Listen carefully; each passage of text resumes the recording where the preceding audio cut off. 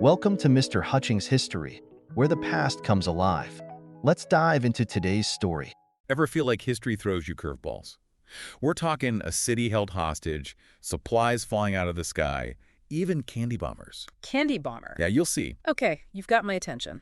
Today's deep dive is all about the Berlin Blockade, and trust me, it's way more intense than any textbook lets on. It's one of those events that really captures the imagination, isn't it? And a pivotal moment, really. Post-WWII Germany, already fractured, becomes this early battleground of the burgeoning Cold War. And the implications, Yes. they resonate even now, decades later. So we're in 1945, Germany is carved up by the Allied powers, and Berlin, stuck inside Soviet-controlled East Germany, becomes this island of democracy. An island, yes, surrounded on all sides. You couldn't script this kind of tension. Imagine the pressure cooker. Talk about a powder keg.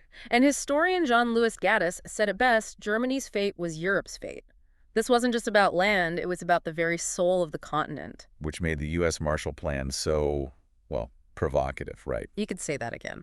Right, 1947, Europe's in ruins, and here comes this massive aid package. The U.S. probably thought they were being, well, helpful. Helpful, right. But Stalin saw it as a power grab, pure and simple.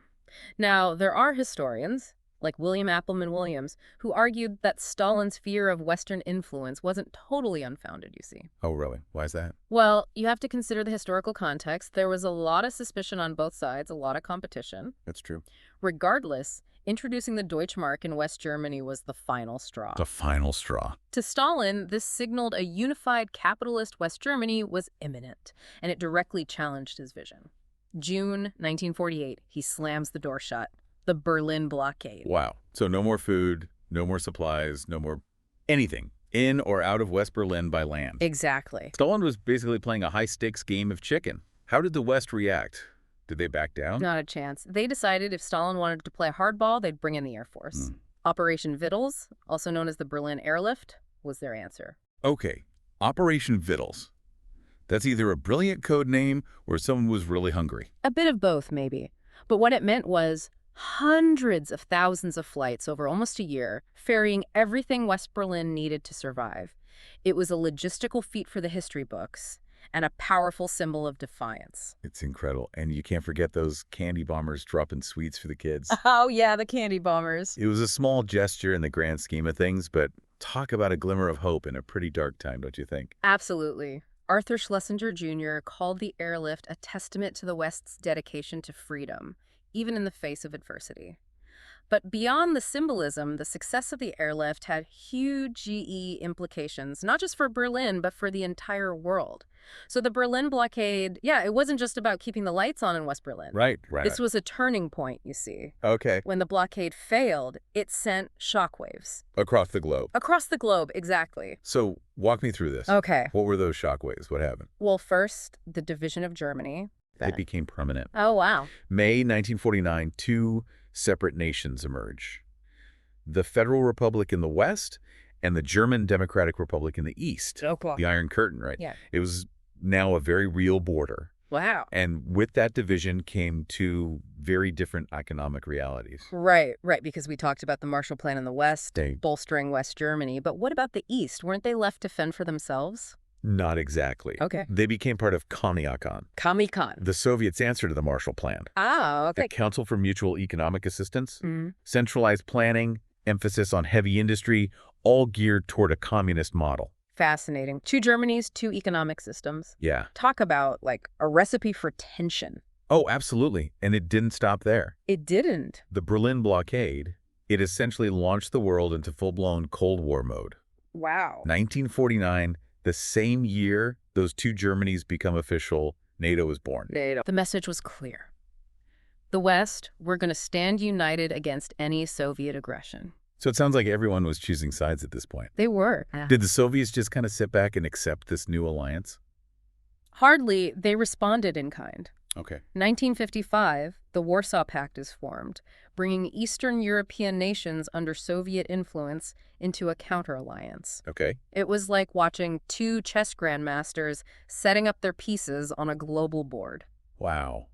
So we've talked about the political and economic fallout, Right. but what about the historical interpretation? I mean, you would think everyone would agree on who to blame, right? Well, that's where it gets really interesting. You see, Yeah. history isn't just about events. It's about the why behind those events. Right. And when it comes to the Berlin Blockade, there are a few different schools of thought. Okay. You have your orthodox historians, the ones who saw it as a classic case of Soviet aggression, Oh. Stalin as the instigator, plain and simple. Right. I mean, given what we know about Stalin and the climate at the time, that makes sense. But I'm guessing it's not that cut and dry. You're right. Then you have the revisionist historians who came along and said, hold on, maybe the U.S. wasn't so innocent. Oh, yeah. They argued that the Marshall Plan, the Deutsche Mark, even the whole push for a unified West Germany, they saw that as provocation. Okay. Stalin reacting perhaps predictably to what he perceived as a threat.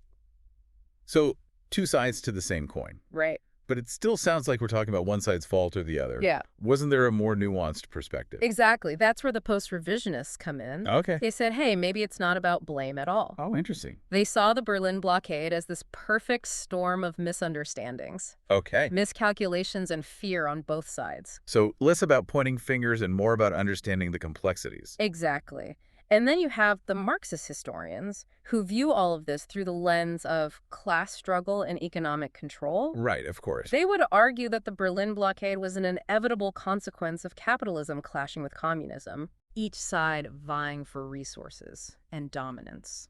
Wow, so many different ways to look at the same event. I know, right? It makes you realize that history isn't just black and white, right? Right. There are always shades of gray. Precisely. And that's what makes studying the Berlin Blockade so fascinating. Yeah. It wasn't just about a city divided. It was a microcosm of a world, right, on the brink, wrestling with these huge ideological differences. It's like trying to solve a mystery, but instead of one culprit, you've got this whole web of motivations and actions that led to this global standoff. A perfect way to put it. And this is where the observations of historian Walter Lefebvre become particularly relevant. It really makes you think, about how every action, every decision has these ripple effects. Oh, absolutely. And Walter Lefebvre, he argued that the Berlin Blockade was one of those pivotal moments that really shattered any remaining hope of U.S.-Soviet cooperation. So after this, it was just game on. Pretty much, yeah, the trust was broken. And here's the thing about the Berlin Blockade, right? Its legacy, it wasn't confined to history books. Right. A city divided, a nation divided, Yeah. a whole continent caught in this ideological tug of war Right. between superpowers. Between superpowers, yeah. Those divisions cast a long shadow. They do. And it's easy to forget that this wasn't just some, abstract geopolitical chess match. No. These were real people living through it, Right. experiencing that division every single day. Exactly. And that's why understanding events like the Berlin Blockade is so crucial, I think. Yeah. Those tensions, those divisions, they didn't just disappear overnight. In Right. many ways, we're still grappling with their echoes today. It's true. It's mind-boggling when you think about it. Yeah. This one event, the standoff over a city, basically set the stage for the next 40 years of global politics. It did. And to think, it all started with a blockade. Amazing, isn't it? It really is. It makes you wonder, right? About Those invisible walls that still exist. The physical ones, sure, but also the ideological ones. I see. The divisions that seem, etched into our collective consciousness. It's a sobering thought.